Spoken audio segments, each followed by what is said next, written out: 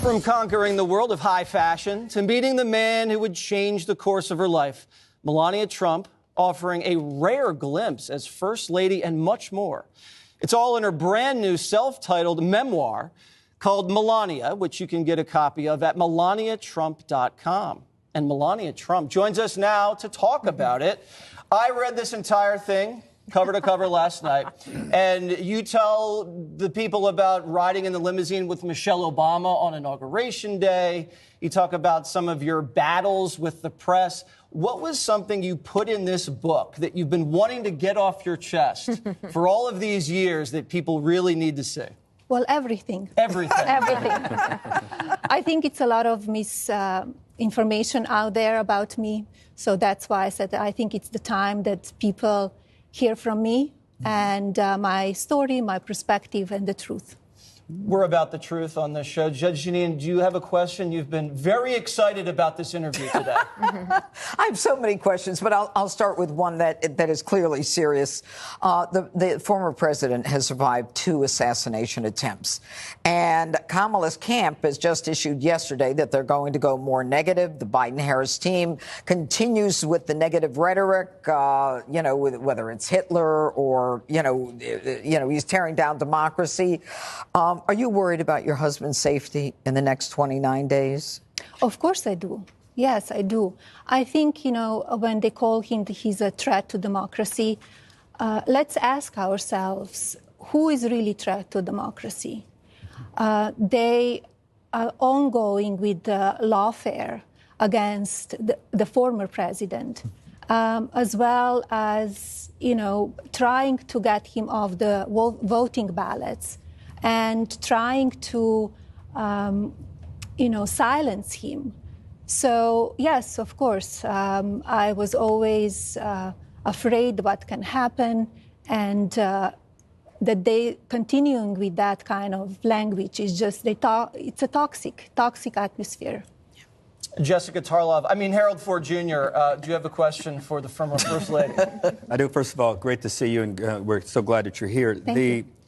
When you think about some of the positive things that you experienced in the White House when you and President Trump were there, what were some of the things that made you most joyful about policy and the things that he did?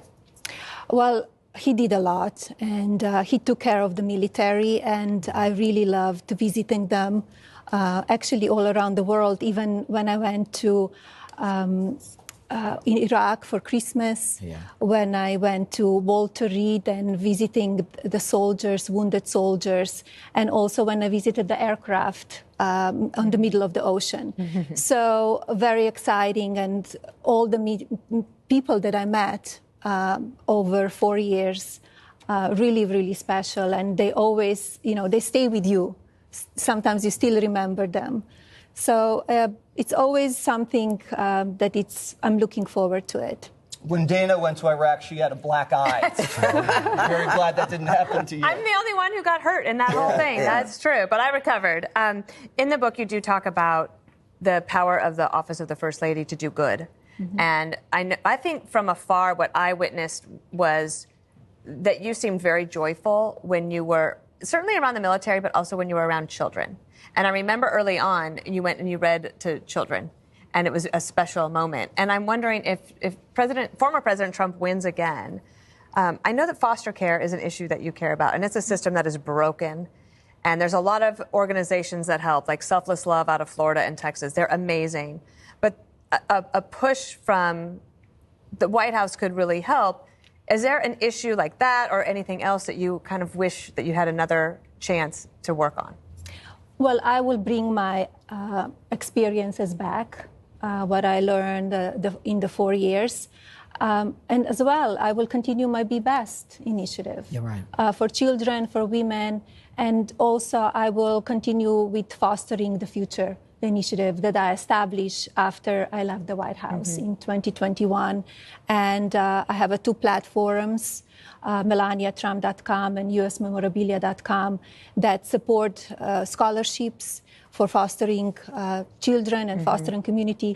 I have many students now in. So I will continue with that. And we need to give back to those children and support them. So once they have education, they could have a great job, and after that, they could give back to communities. Mm-hmm. Greg Gutfeld. Oh, I love the cover. Because it's black. It's black. Like you, I was a model. And do you ever... there's some magazines you probably never heard of, but they're out of business now. Yeah. Do you ever stop and think about your life and wonder, how did you get here? Like, you came to the United States in '96. You arrived at JFK. And then you end up in the White House. And... obviously you didn't expect it, but does it ever kind of have these moments where, how did I get here? Yeah, incredible journey, incredible story, where I came from small town in Slovenia and then went to Milan, Paris, New York. And, you never know what can happen in life, right? We don't know the future. We don't know what will happen next year. So, here we are. Would you have married Donald Trump if you had a crystal ball that said he would be president? That's a interesting question. By the way, does he ever sleep? Yes. He doesn't sleep much. He does, of course. Does he wear pajamas? No. Oh. No? What does he wear when he sleeps, Melania? Well, one of the things she does get into in the book, Greg, since I've read it and you haven't, obviously, the first date. Yes. And how he courted you, and that courtship was very special. These are just many of the things you reveal in the book. One of those moments when Greg alluded to it, where am I? How am I here? You were in the Situation Room during the al-Baghdadi raid. Yeah. That must have been pretty intense. It was amazing to experience that kind of action, really, and soldiers, they were so brave and interesting. I didn't put in the book, actually, but it's after that, in few months, I met those pilots in North Carolina that they flew over. So they explained to me what they need to do, how they need to prepare. They cannot tell anybody.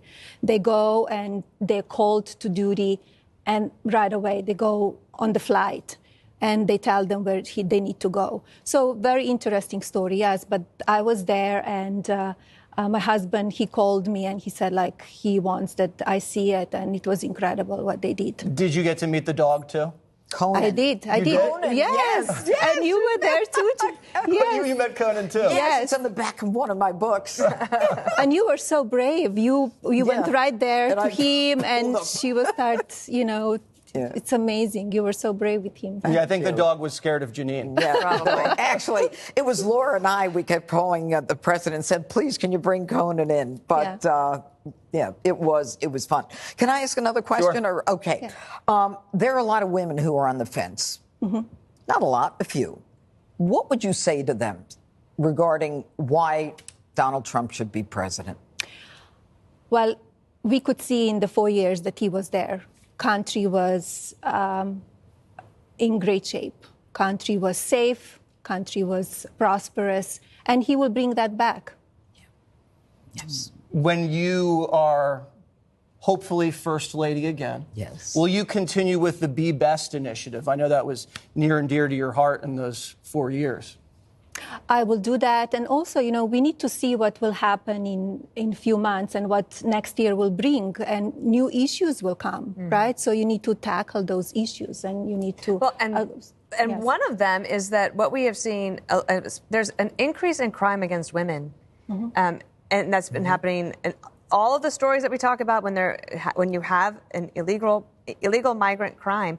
It's not just women, but there is a particular attack against women that's happening. And I'm not necessarily asking, that just came to me. I didn't plan on asking you about that. But it does seem to me like you don't know what the issues are going to be. North Carolina has to be rebuilt. Tennessee has to be rebuilt. There's so many things that now Florida is coming, right? Yes. The big hurricane in Florida. I'm glad that many people, they move. They're leaving. They move away, so they will be safe. Quick light question. How's Barron doing at NYU? He's doing great. He loves his classes and his professors. He's doing well. He's thriving, and he's enjoying to be in New York City again. Melania, is there something you would want people to know about your husband that they probably don't know that they should know? Something that they would be, oh, that's pretty good. Like something. Well, I have some stories, and Jesse, you read it in the book, so they're kind of, cute, nice stories, and he's very warm, he's fun, he has a great personality, and all he wants, he's very passionate about this country. All he wants to make this country safe, so everybody has jobs and enjoying family life, and, he's treating everybody equal. He doesn't, man or woman. He could be tough on a woman. He could be tough on a man. We experienced that. We've seen that. Does he make you laugh? Yeah. Yes, he does, of course. Yes. Yeah. That's the key. He is. All right. Well, thank you very much, Melania, and congratulations. Good luck with the book. Thank you, Melania, everyone. there it is, where books are sold, or you go to your website. What was the website again? MelaniaTrump.com. That's easy to remember. Yeah. Jingle.